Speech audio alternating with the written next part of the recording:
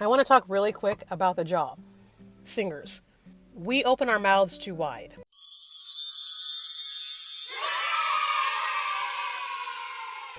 And this is costing us tonal quality, tonal clarity. We do this because so many of us have been taught open your mouth wide when you sing. And it makes sense to an extent.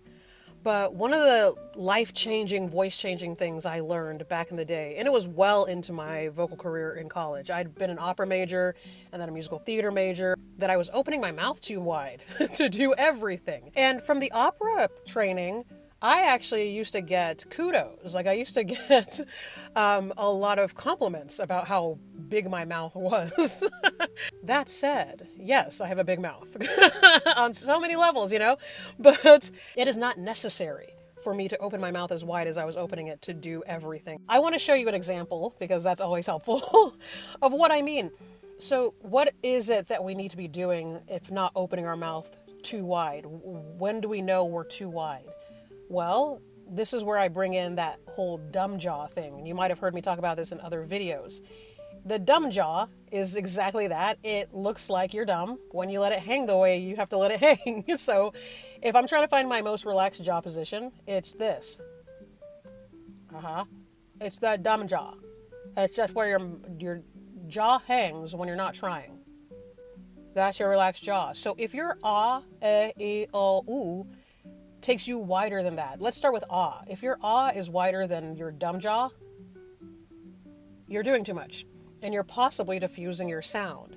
So you want to make sure that your ah is only as wide as your jaw hangs when there's no tension, when you're not trying.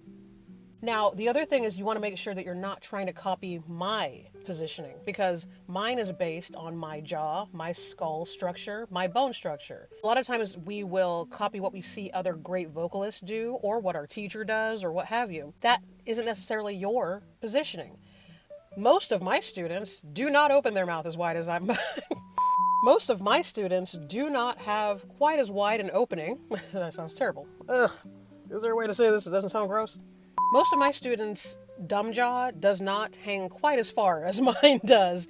So if they were emulating my positioning, they also would possibly be diffusing their voice because they would be opening their mouth too wide to match mine. You want to find where your mouth naturally hangs, and that's where your ah is. That's where your everything is. If you are overstretching past that, then you're getting into the territory where you're messing with your acoustics and possibly going to diffuse the sound of your voice.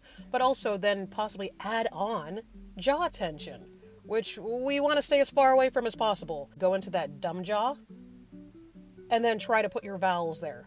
Ah, eh, e, o, oo. And what comes with the dumb jaw? Relaxed tongue. So that relaxed tongue is just laying in her bed. Dumb jaw, ah, eh, e, o, oo.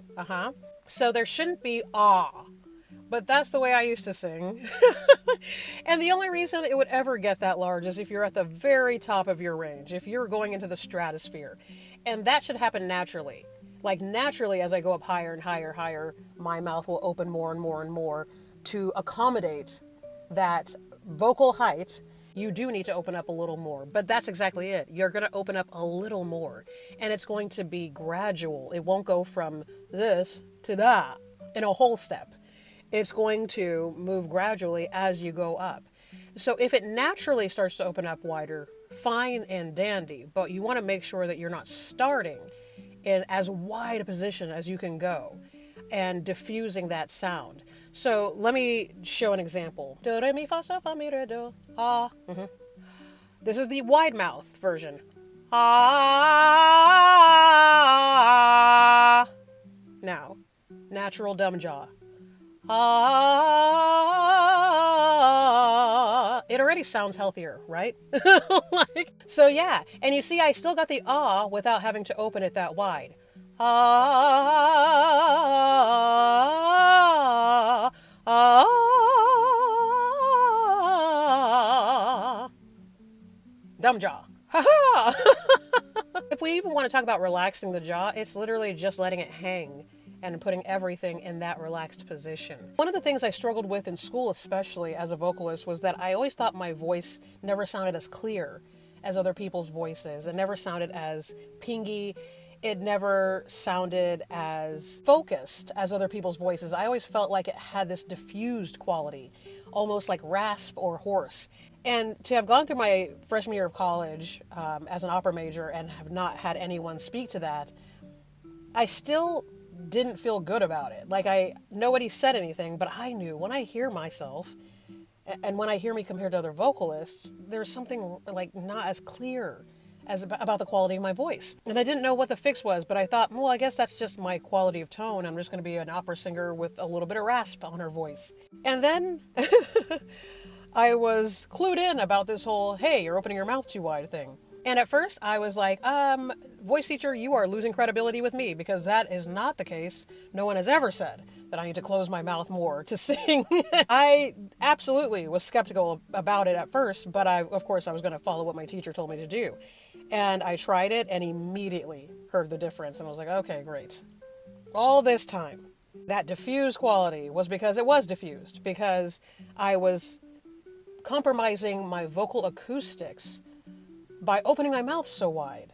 It was not allowing my tone to focus because it wasn't focused. Like, it literally wasn't focused. So it was just doing too much. I was doing too much. It is what I teach now. It's what I've been teaching for years. And especially once I understood the science of how the voice works.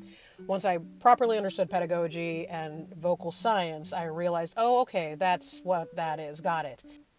Yeah. All right, I think that's the end. Happy singing, everybody!